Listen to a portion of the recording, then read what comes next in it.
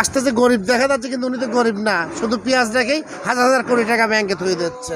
পেঁয়াজ তো বর্তমানে দাম তো বেশি, এখন গার্হস্থ্যদের কাছে হয়তো ওইরকমভাবে মাল নেই, বিধায় হলেও দামটা বৃদ্ধি। সিজনলি বিষয়, যখন পেঁয়াজটা উঠছে সে সময় কিন্তু এত দাম ছিল না। এখন ওই মাছ পেঁয়াজ পচে যায় বা পেঁয়াজের ঘাটতি আসে, বিভিন্ন কারণেই হয়তো এই সময় একটু দাম বেশি হয়। পেঁয়াজটা হচ্ছে আপনার 140 টাকা থেকে 150 টাকা। পেঁয়াজটা সিন্ডিকেট, অনেক অনেক কৃষকই আছে নিজের গোডাউনে নিজে রেখে দিচ্ছে হাজার হাজার মন, ঠিক আছে। আসতে যে গরিব দেখা যাচ্ছে, কিন্তু উনি তো গরিব না, শুধু পেঁয়াজ রেখেই হাজার হাজার কোটি টাকা ব্যাংকে থুয়ে দিচ্ছে।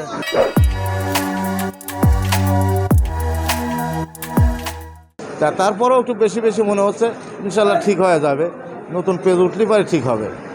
তার আলুর বিষয়টা হলো কি, আলু অতিরিক্ত আমার মনে হয় কি, এটা কিন্তু সিন্ডিকেটের মধ্যে আছে, ওরা বড় বড় ব্যবসায়িক, তারা আলু কোল্ড স্টোরে রাখছে আমার ধারণা।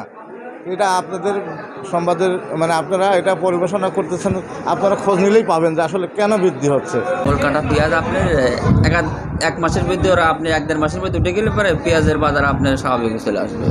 কিন্তু এখন তো আপনার এই যে পেঁয়াজটা আপনার, আমরা যে পেঁয়াজ হাটে কিনতে চাই, দেখা যায় কি আপনার গাড়ির কাছে পেঁয়াজ নেই, এত দামি পেঁয়াজ, তাও দেখা যায় 2 মণ 4 মণ আগে নিয়ে আসতো একজন পেঁয়াজ 20 মণ 30 মণ, কেউ 40 মণও পেঁয়াজ নিয়ে আসতো। সেই গাড়ির সাথে দেখা যাচ্ছে 4-5 মণ পেঁয়াজ নিয়ে আসতো, তার কাছে পেঁয়াজ নাই তো। আমাদের অবস্থা এখন কি হয়েছে, মানে 13 কেন 15 বিক্রি করো, 60 কেন 62 বিক্রি করো। আমরাও আসি ধকা নাগার পর পরে আসি। খাস তো বেশি করে মানুষের হাতে তো পয়সা নেই। একজন 1 কেজি আলু কিনতে আসলে পরে খুব কষ্টের মধ্যে থাকতেছে, 70 টাকা দিয়ে আলু কিনবো, ওর কাছে অত টাকা নেই তো। একটা মানুষ কয় টাকা দিয়ে কি কিনবি? 1 কেজি আলু 70 টাকা, 1 কেজি চালের দাম। বড় বড় ব্যবসায়িক সিন্ডিকেট করতে হবে আপনার, এলসিপি সিন্ডিকেট হয়, কিন্তু আমার দেশি পেঁয়াজ আর ওনারা সিন্ডিকেট হয়, কারণ আজকে কালকে বেশি দিচ্ছি আমরা। আর এটা লাভই হাইস্ট লাভ কত, 2 থেকে 4 টাকা 5 টাকা 5-6 টাকার বেশি পেঁয়াজের লাভ হয় না। তাহলে আপনার যদি পেঁয়াজ যদি আমি 130 টাকা কিনি, তাহলে আমি যদি 35 টাকা বেশি, এই 2-4-5 টাকা সিন্ডিকেটে কি সিন্ডিকেট আমারও তো লাভ করতে হবে, কারণ আমার দোকান ভাড়া আছে, আমার কর্মচারী আছে, বা আমার সংসার আছে, এটা করা লাগবে না। কম কম জানি, সব দিকে কম হয়, টাকা পয়সা আয় উন্নতি না থাকলে তো এগুলো কিনে খাওয়া যায় না, ঠিক আছে।